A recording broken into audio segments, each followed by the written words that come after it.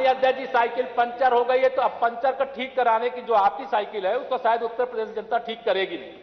इसलिए मैं लोक भवन में कब बैठूंगा, लोक भवन में हम लोग ये पीडब्ल्यूडी मिनिस्टर रहे, ये भूल गए इनके जिले की मुख्यालय की सड़क किसने बनाई? आपने बनाई? बताइए बताइए।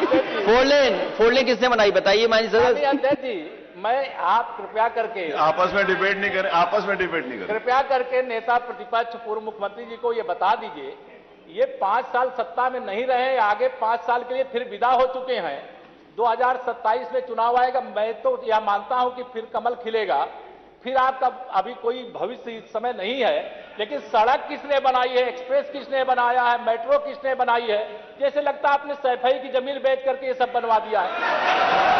तुम अपने पिताजी से पैसा लाते हो या बनाने के लिए? तुमने राशन बांटा है तो पिताजी ने क्या बात है? कोई बात है क्या?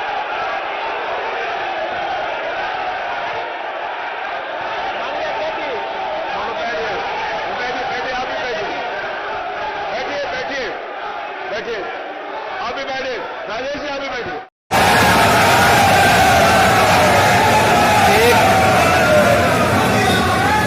एक घंटे से अधिक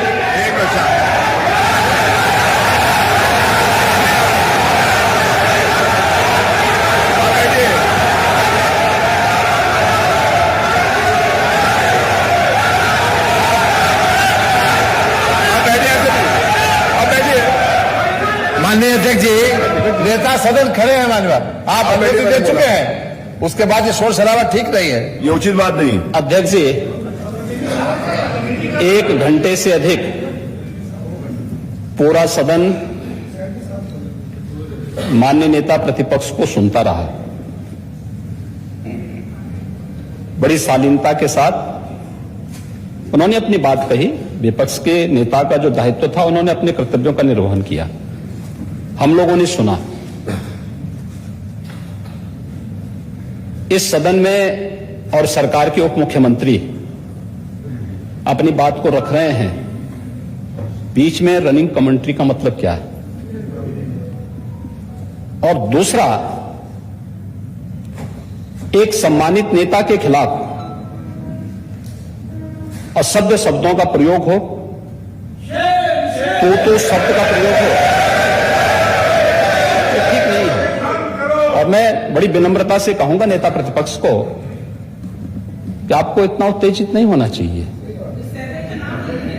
देखिए, सफाई की बात नहीं कर रहा हूं मैं, सवाल सफाई का नहीं है। देखिए, हम लोग भी जो विकास कार्य करा रहे हैं, या आपकी सरकार के समय जो विकास कार्य हुए होंगे, ये हमारी ड्यूटी थी। सरकार होती है और हर सरकार को अपनी उपलब्धि को कहने का अधिकार है। माननीय उप मुख्यमंत्री जी ने बिल्कुल सही कहा कि विकास, आपने कहा, आप विकास की जब चर्चा हुई तो उन्होंने जो बातें कही बिल्कुल ठीक ढंग से की थी। आपके यहां के दूसरे नेता या जब माननीय उप मुख्यमंत्री का यहां पर भाषण संपन्न होता, उसके बाद अपनी बात आप लोग कह सकते थे। लेकिन देखिए, मैं कल भी देख रहा था, कल माननीय वित्त मंत्री जी यहां पे जवाब देने के लिए खड़े हुए, उन पर जिस तरीके की भाषा का प्रयोग उस समय किया गया, आज फिर हम देख रहे हैं। देखिए, लोकतंत्र में हर सदस्य को सदन में अपनी बात रखने का पूरा अधिकार है, और अगर आप कहेंगे तो कैसे इस बात की अपेक्षा रखते हैं कि इस पार से उसका जवाब नहीं मिलेगा? पूरे 1 घंटे से अधिक समय तक पूरा सदन और खासतौर पर सत्ता पक्ष से जुड़े हुए सभी मान्य सदस्यों ने आपकी बात को बहुत ध्यान से सुना। देखिए, सहमत होना ना होना अपना विषय है, नहीं, सवाल दूसरा नहीं। देखिए, सफाई भी इसी प्रदेश का हिस्सा है। अध्यक्ष महोदय, सवाल ये नहीं है, मैं सुनने को तैयार हूं। अच्छा, मुख्यमंत्री बोल रहे हैं, सफाई भी तो इसी प्रदेश का हिस्सा है।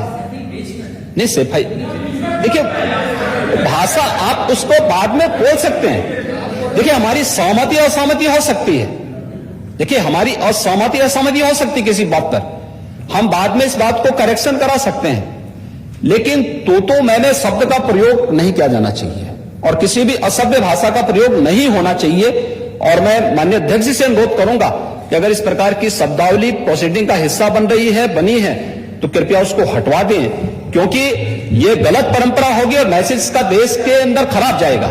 हमें हमेशा इस बात को ध्यान में रखना होगा, सदन की मर्यादा का ध्यान हर हाल में बनाए रखना होगा।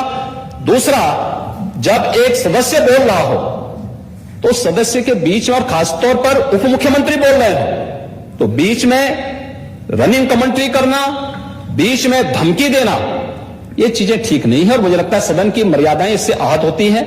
कोई भी इसको नहीं स्वीकार करेगा और मैं विनम्रता से कहूंगा माननीय नेता प्रतिपक्ष को, उनका सम्मान है, वे सबसे बड़े विपक्षी दल के नेता हैं और मुझे लगता है कि इस मर्यादा की अपेक्षा केवल सत्ता पक्ष से ही न करें, विपक्ष भी उस मर्यादा का पालन करेगा तो दोनों का सम्मान बना रहेगा और ये सम्मान दोनों का बना रहे। देखिए, सहमति और सहमति लोकतंत्र की ताकत है, या आवश्यक नहीं, हम ये नहीं कहते हमारी बात से सहमत हूं, या मैं ये भी नहीं कह सकता कि मैं आपकी बात से सहमत हूं। जब मेरी बारी आएगी, मैंने तो पूरे 1 घंटे तक आपकी बात को सुना, मेरी बारी जब मेरे दल की ओर से मेरी बारी लगाई जाएगी, मैं उस दिन अपनी बात यहां पे रखूंगा। मैंने आपके पूरे भाषण को इसलिए सुना ही नहीं, प्रोसीडिंग मंगाऊंगा, फिर देखूंगा, उसका पूरा जवाब भी दूंगा यहां सदन पे।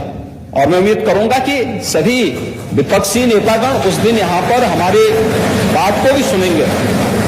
लेकिन एक सरकार के वरिष्ठतम नेता में से एक और उप मुख्यमंत्री, जो लगातार दूसरी बार उप मुख्यमंत्री हो रहे हैं, उनके द्वारा अपनी बात को रखा जा रहा हो, मुझे लगता है शालीनता से हमें सुनना चाहिए। अगर हमें लगता है गलत हो रहा है, देखिए बहुत सारी चीजें अगर हम भी इस बात को कहते, बहुत सारी चीजें नेता प्रतिपक्ष भी ऐसी थी जो आपत्तिजनक हो सकती थी, हमने सुना, नहीं हमें जो स्वीकार करना होगा वो स्वीकार करेंगे और उसका जवाब देंगे भी, लेकिन बीच में इस तरीके की उत्तेजना दिखाना उचित नहीं है। देखिए, माहौल इससे खराब होता है, अनावश्यक रूप से बाहर मैसेज खराब जाता है। हमारे बारे में टिप्पणियां होती हैं, सदन के बारे में टिप्पणी होती है, हर एक सदस्य की मर्यादा भंग होती है और सदस्य की इसका सम्मान बाहर पार पार होता है, पब्लिक में इसका मैसेज खराब होता है और इस प्रकार की शब्दावली का प्रयोग न हो। और अगर ये तो शब्द का प्रयोग हुआ है तो मैं आपसे अनुरोध करूंगा कि कृपया इसको सदन की प्रोसीडिंग का हिस्सा कतई न बनाने दिया जाए, क्योंकि ये आने वाले समय में नजीर बनेगा। फिर यही होगा जो इससे पहले इस सदन में होता रहा है, उस चीज को हर हाल में रोकना होगा। और मैं आपसे विनम्र अनुरोध करूंगा कि ये रनिंग कमेंट्री, बीच में धमकी देना, ये चीजें बंद होनी चाहिए। अच्छा होगा कि कार्रवाई को धन्यवाद।